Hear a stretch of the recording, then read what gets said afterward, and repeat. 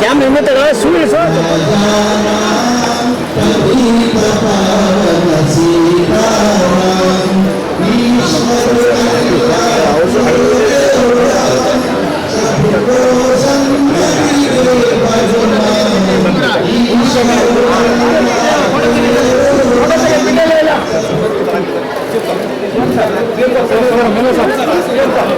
ಸ್ವಲ್ಪ ಸೈಡಿಂದ sir sir ಈ ಕಡೆ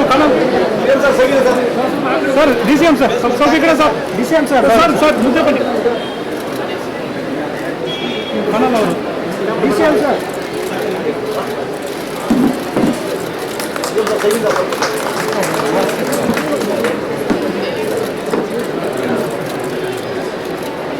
ಇದು ಕಾಣಲ್ಲ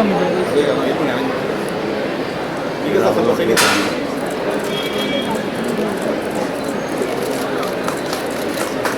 ಸರ್ ವಂಶ ಸರ್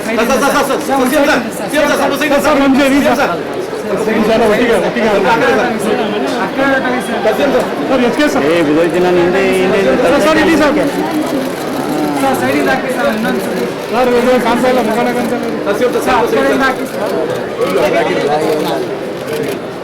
ಸರ್ ಈ ಕಡೆ ಪ್ಲೀಸ್ ಪ್ಲೀಸ್ ಅಧಿವೇಶನದಲ್ಲಿ ರೋಡ್ ಅಗಲ ಇದೆ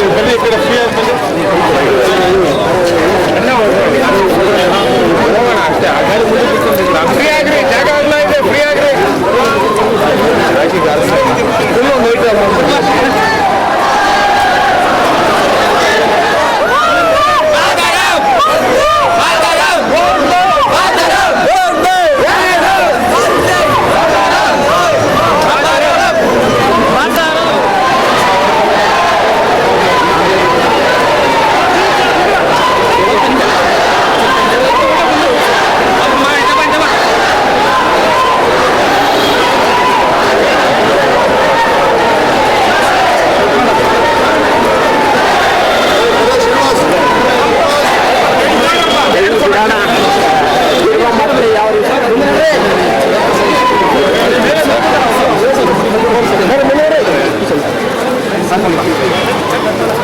ಸರ್ ಇನ್ನು ತೊಳೆದ್ರೆ ಏನು ಕಳ ಮಾಡೋಕ್ಕಾಗಲ್ಲ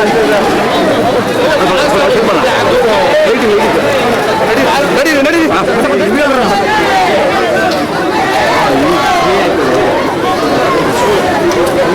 ಬ್ಯಾಕ್ ಮೂವ್ ಫಾಸ್ಟ್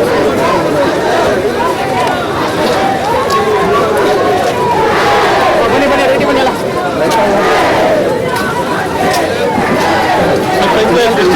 ಸರ್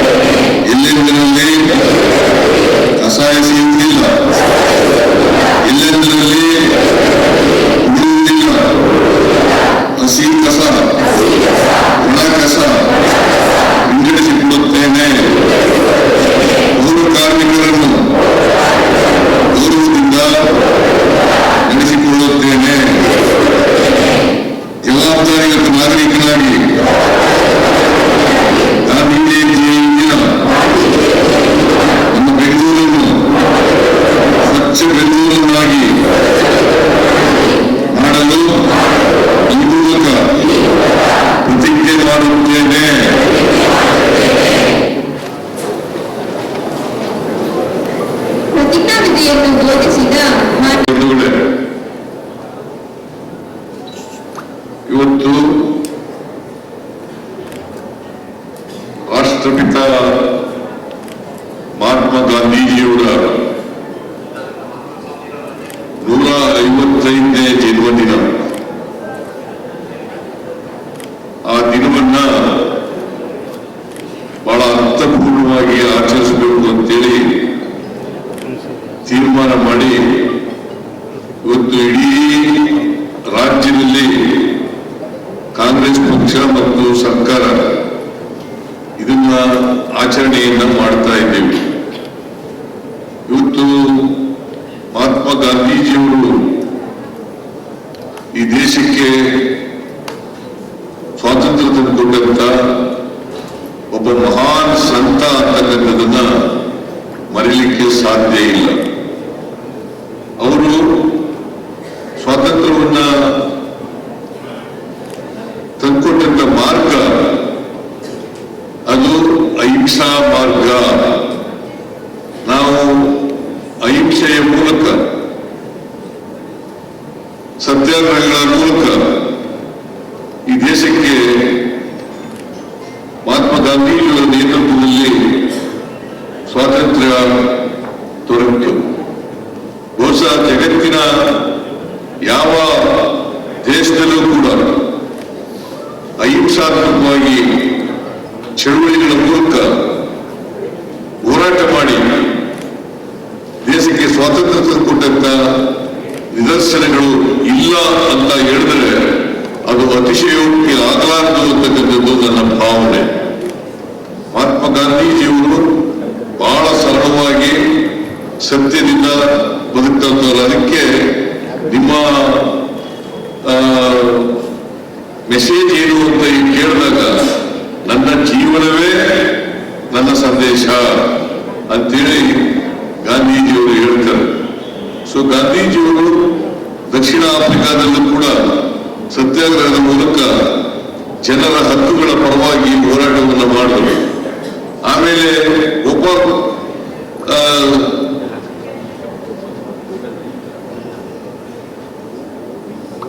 ಅವರು ಭಾರತಕ್ಕೆ 1915ನೇ ಇಸ್ವಿನಲ್ಲಿ ಬಂದ ಮೇಲೆ ಗೋಖಲೆಯವರು ಅವರನ್ನ ಸ್ವಾತಂತ್ರ್ಯ ಹೋರಾಟದ ನೇತೃತ್ವವನ್ನು ವಹಿಸಬೇಕು ಅಂತೇಳಿ ಅವ್ರಿಗೆ ತಿಳಿಸಿದ್ರು. ಹಾಗಾಗಿ ನಮ್ಮ ದೇಶದಲ್ಲಿ ಅವರು ಇಡೀ ದೇಶದಲ್ಲಿ ಎಲ್ಲ ಜನರಿಗೆ ಸಂಪರ್ಕ ಮಾಡಿ, ಹಳ್ಳಿಗಳಿಗೆ ಪ್ರವಾಸ ಮಾಡಿ,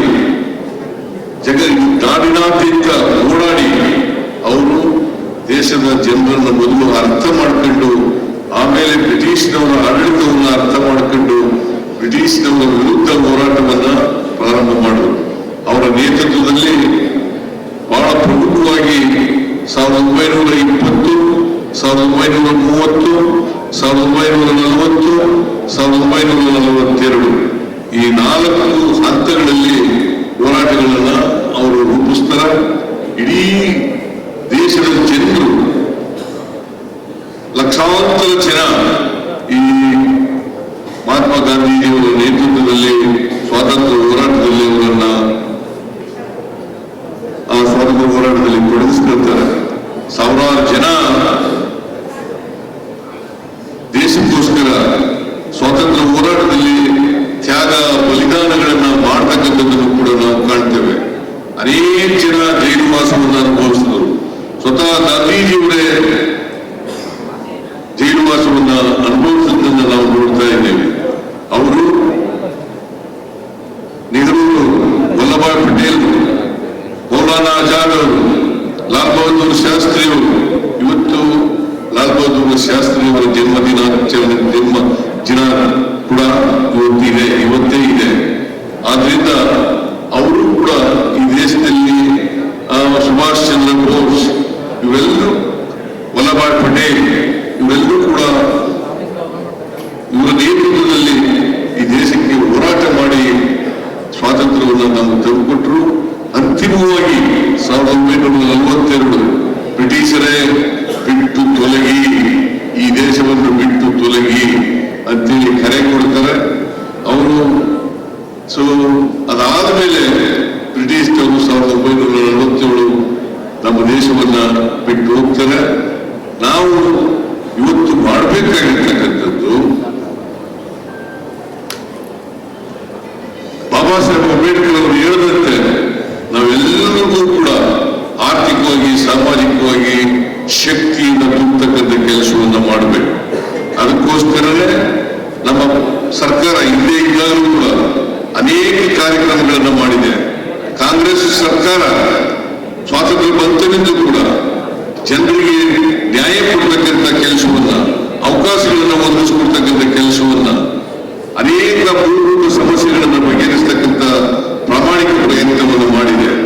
ನಾವು ಹಿಂದೆ 2013 ಇದ್ದಾಗ ಅನೇಕ ಕಾರ್ಯಕ್ರಮಗಳನ್ನು ಮಾಡೋದು. ಈಗ ಮತ್ತೆ ನಾವು ಅಧಿಕಾರಕ್ಕೆ ಬಂದ ಮೇಲೆ 5 ಗ್ಯಾರಂಟಿ ಯೋಜನೆಗಳನ್ನು ಜಾರಿ ಕೊಡ್ತಕ್ಕಂಥ ಪ್ರಾಮಾಣಿಕ ಪ್ರಯತ್ನವನ್ನು ಮಾಡ್ತಾ ಇದ್ದೇವೆ. ಈಗಾಗಲೇ 5 ಗ್ಯಾರಂಟಿ ಯೋಜನೆಗಳು ಜಾರಿಯಾಗಿದ್ದಾವೆ. ಈ ಕಾರ್ಯಕ್ರಮಗಳಿಗೆ ಒಟ್ಟು ಸುಮಾರು 56,000 ಕೋಟಿ ರೂಪಾಯಿ 56,000 ಕೋಟಿ ರೂಪಾಯಿಗಳನ್ನ ನಾವು ಖರ್ಚು ಮಾಡ್ತಾ ಇದ್ದೀವಿ. ಯಾಕೆ ಈ ಕಾರ್ಯಕ್ರಮಗಳನ್ನ ಮಾಡ್ತಾ ಇದ್ದೀವಿ ಅಂತಂದ್ರೆ ಅನ್ನಭಾಗ್ಯ ಇರ್ಬೋದು, ಗೃಹಲಕ್ಷ್ಮಿ ಇರ್ಬೋದು, ಗೃಹಜ್ಯೋತಿ ಇರ್ಬೋದು, ಶಕ್ತಿ ಯೋಜನೆ ಇರ್ಬೋದು, ಆಮೇಲೆ ಯುವ ನಿಧಿ ಕಾರ್ಯಕ್ರಮ ಇರ್ಬೋದು, ಎಲ್ಲ ಕಾರ್ಯಕ್ರಮಗಳ ಮೂಲಕ ಆರ್ಥಿಕವಾಗಿ ಸಾಮಾಜಿಕವಾಗಿ ಈ ಸಮಾಜದಲ್ಲಿರ್ತಕ್ಕಂಥ ಬಡವರಿಗೆ ಅವ್ರಿಗೆ ಶಕ್ತಿ ತುಂಬತಕ್ಕಂಥ ಕೆಲಸವನ್ನು ಮಾಡ್ತಾ ಇದ್ದೀವಿ. ಅವರನ್ನ ಮುಖ್ಯವಾಗಿ ತರಬೇಕು ಅಂತಕ್ಕಂಥದ್ದು ನಮ್ಮ ಉದ್ದೇಶ. ಅದಕ್ಕೋಸ್ಕರ ಎಲ್ಲ ಈ ಕಾರ್ಯಕ್ರಮಗಳ ಮೂಲಕ ಗಾಂಧೀಜಿಯವರು ಹೇಳಿದ್ರು, ಬರೀ ರಾಜಕೀಯ ಪ್ರಜಾಪ್ರಭುತ್ವ ಸಿಕ್ಕಿದ್ರೆ ಸಾಲದು, ಅದ್ರ ಜೊತೆಗೆ ಆರ್ಥಿಕ ಸಾಮಾಜಿಕ ಪ್ರಜಾಪ್ರಭುತ್ವ ಪ್ರತಿಯೊಬ್ಬರಿಗೂ ಸಿಕ್ಕಿದಾಗ ಮಾತ್ರ ರಾಜಕೀಯ ಪ್ರಭುತ್ವ ಯಶಸ್ವಿಯಾಗಲಿಕ್ಕೆ ಸಾಧ್ಯ ಆಗ್ತದೆ ಅಂತಕ್ಕಂಥ ಮಾತುಗಳನ್ನ ಹೇಳಿದ್ರು. ಅದಕ್ಕೋಸ್ಕರ ನಮ್ಮ ಸರ್ಕಾರ ಈ ದಿಕ್ಕಿನಲ್ಲಿ ಮಹಾತ್ಮ ಗಾಂಧೀಜಿಯವರು ಹೇಳಿದ್ರು, ಎಲ್ಲರೂ ಸರ್ವೋದಯ ಆಗಬೇಕು ಅಂತ ಹೇಳಿದ್ರು. ಹಾಗೆ ಅಂಬೇಡ್ಕರ್ ಅವರು ಹೇಳಿದ್ರು, ಎಲ್ಲರೂ ಅಂತ್ಯೋದಯ ಆಗಬೇಕು ಅಂತ ಹೇಳಿ. ಆದ್ರಿಂದ ಈ ಸರ್ವೋದಯ ಅಂತ್ಯೋದಯ ಇದೆಯಲ್ಲ, ನಾವು ಎಲ್ಲರಿಗೂ ಸಮಾನ ಅವಕಾಶಗಳನ್ನ ಕೊಡೋದ್ರ ಮೂಲಕ, ಅವರಿಗೆ ಆರ್ಥಿಕ ಸಾಮಾಜಿಕ ಶಕ್ತಿಗಳನ್ನ ತುಂಬುವುದರ ಮೂಲಕ ಸಮ ಸಮಾಜವನ್ನ ನಿರ್ಮಾಣ ಮಾಡಲಿಕ್ಕೆ ಪ್ರಾಮಾಣಿಕ ಪ್ರಯತ್ನವನ್ನು ನಮ್ಮ ಸರ್ಕಾರ ಮಾಡ್ತದೆ. ಅದೇ ಗಾಂಧೀಜಿಯವರು ಬಯಸಿದ್ದದ್ದು. ಯಾಕಂತಂದ್ರೆ ಗಾಂಧೀಜಿಯವರು ಒಂದು ಮಾತನ್ನ ಹೇಳಿದ್ರು, ಅದೇನಪ್ಪ ಅಂತಂದ್ರೆ ಹಳ್ಳಿಗಳ ಉದ್ಧಾರವೇ ದೇಶದ ಉದ್ಧಾರ. ಹಳ್ಳಿಗಳನ್ನು ಉದ್ಧಾರ ಮಾಡದೇನೆ ದೇಶ ಉದ್ಧಾರ ಆಗಲಿಕ್ಕೆ ಸಾಧ್ಯ ಇಲ್ಲ ಅಂತಕ್ಕಂಥ ಮಾತುಗಳನ್ನ ಹೇಳಿದ್ರು. ಅದರಿಂದ ಮಹಾತ್ಮ ಗಾಂಧೀಜಿಯವರು ಇನ್ನೊಂದು ಮಾತನ್ನ ಹೇಳಿದರು, ಅದೇನಪ್ಪ ಅಂತಂದ್ರೆ ನಮ್ಮ ಎಲ್ಲ ನ್ಯಾಯಾಲಯಗಳ ಮೇಲೆ ಒಂದು ಅತ್ಯುನ್ನತವಾದಂತ ನ್ಯಾಯಾಲಯ ಇದೆ. ಅತ್ಯುನ್ನತವಾದಂತ ನ್ಯಾಯಾಲಯ ಇದೆ, ಅದೇ ಆತ್ಮಸಾಕ್ಷಿಯ ನ್ಯಾಯಾಲಯ.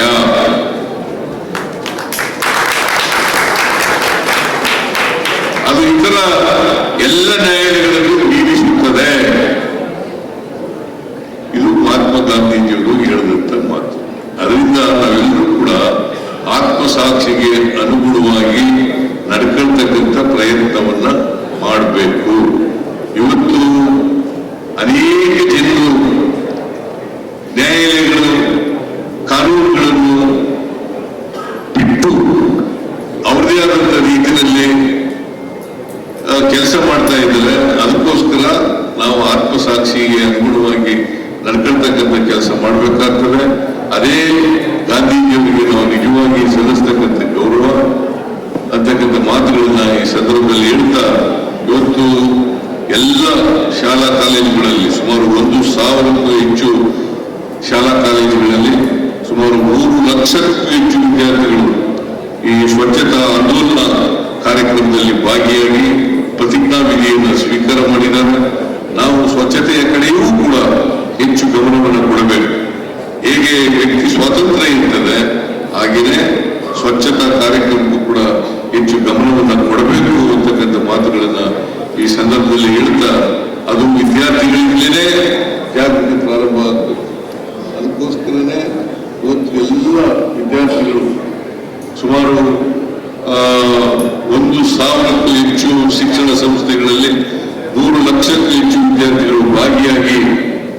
ಹೇಳಿದ್ರೆ ನಾವು ನಮ್ಮ ಸರ್ಕಾರ ಬಂದ ಮೇಲೆ ಈಗ ಎಲ್ಲ ಶಾಲಾ ಕಾಲೇಜುಗಳಲ್ಲಿ ಸಂವಿಧಾನದ ಪೀಠಿಕೆಯನ್ನು ತಿಳಿಸ್ತಕ್ಕಂಥ ಪ್ರಯತ್ನವನ್ನು ಮಾಡ್ತಾ ಇದ್ದೀವಿ. ಎಲ್ರಿಗೂ ಸಂವಿಧಾನ ಗೊತ್ತಾಗಬೇಕು. ಸಂವಿಧಾನ ಗೊತ್ತಾದ್ರೆ ಮಾತ್ರ ನಾವು ಈ ಸಮಾಜವನ್ನು ಕಟ್ಟಲಿಕ್ಕೆ ಸಾಧ್ಯ ಆಗ್ತದೆ, ಸಂವಿಧಾನದ ಉದ್ದೇಶ ಸಾರ್ಥಕ ಆಗ್ತದೆ ಅಂತಕ್ಕಂಥ ಮಾತುಗಳನ್ನ ಹೇಳಲಿಕ್ಕೆ ಬಯಸ್ತಾ ಇದ್ದೇನೆ. ಅದೇ ನಾವು ಸಲ್ಲಿಸ್ತಕ್ಕಂಥ ಗೌರವ ಮಹಾತ್ಮ ಗಾಂಧೀಜಿಯವರಿಗೆ, ಅದೇ ಲಾಲ್ ಬಹದ್ದೂರ್ ಶಾಸ್ತ್ರಿಯವರಿಗೆ ಸಲ್ಲಿಸ್ತಕ್ಕಂಥ ಗೌರವ ಅಂತಕ್ಕಂಥ ಮಾತುಗಳನ್ನ ಹೇಳಿ ಯುವಕರು ಆ ದಿಕ್ಕಿನಲ್ಲಿ ಅವರಿಂದ ಪ್ರೇರಣೆಯನ್ನ ಪಡ್ಕೊಂಡು ಮುಂದೂಡಿತಕ್ಕಂಥ ಕೆಲಸವನ್ನು ಮಾಡಬೇಕು ಅಂತಕ್ಕಂಥ ಮಾತುಗಳನ್ನ ಹೇಳಿ ಇವತ್ತು ಯಾರ್ಯಾರು ಭಾಗವಹಿಸಿದ್ದಾರೆ ಮತ್ತೆ ನಗರ ಪಾಲಿಕೆಯ ಅಧಿಕಾರಿಗಳು ಈ ಕಾರ್ಯಕ್ರಮ ಯಶಸ್ವಿಯಾಗಲಿಕ್ಕೆ ಪ್ರಯತ್ನವನ್ನು ಮಾಡಿದ್ದಾರೆ. ಅವರೆಲ್ಲರೂ ಕೂಡ